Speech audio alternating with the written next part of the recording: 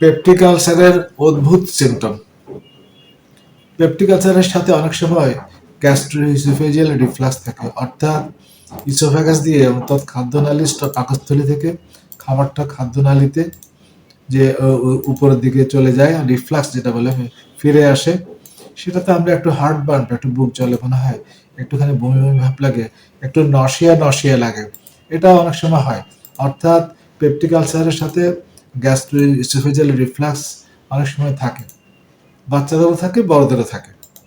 এটার সাথে একটা পিকুলিয়ার, এরকম যাদের থাকে পিকুলিয়ার সিমটম হয়, সেটা হচ্ছে মাঝে মাঝে ওর ঘাটটা শক্ত হয়ে যায় এবং একটুখানি দম বন্ধ হয়ে আসে, সেই চোখগুলো স্টিয়ারিং মানে একদম স্থির হয়ে একদিকে তাকিয়ে থাকে, এবং সে কিছুটা জার্কিং হয়, কিছুটা শরীর স্পন্দন হয়, 30 মিনিট মতো থাকে, সাধারণত খাবারের পরে হয়।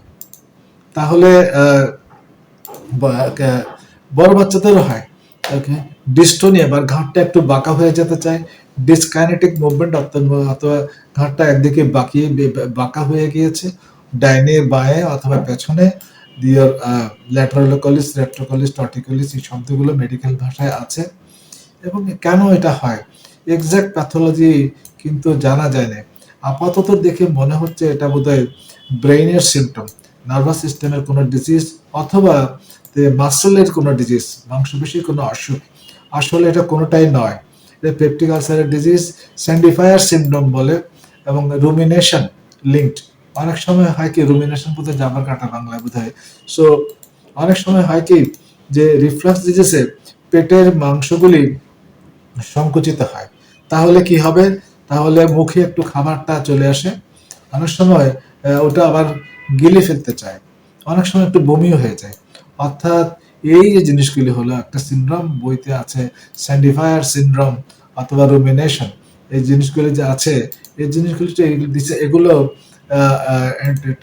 ইয়েতে পেপটিক আলসার বা ডিসপেপসিয়া যাই বলেন না কেন, এর সাথে লিঙ্কড হতে পারে। সো ডোন্ট থিঙ্ক আদারওয়াইজ, অন্য কিছু খারাপ জিনিস চিন্তা করার মধ্যে তেমন দরকার নেই। এগুলি চিকিৎসা কিন্তু পেপটিক আলসারের যা থেরাপি সেটা হচ্ছে অর্থাৎ পিপিআই 1 মাস, অথবা এই ইয়ার H2 blocker famotidine and others, সেও 1 মাস।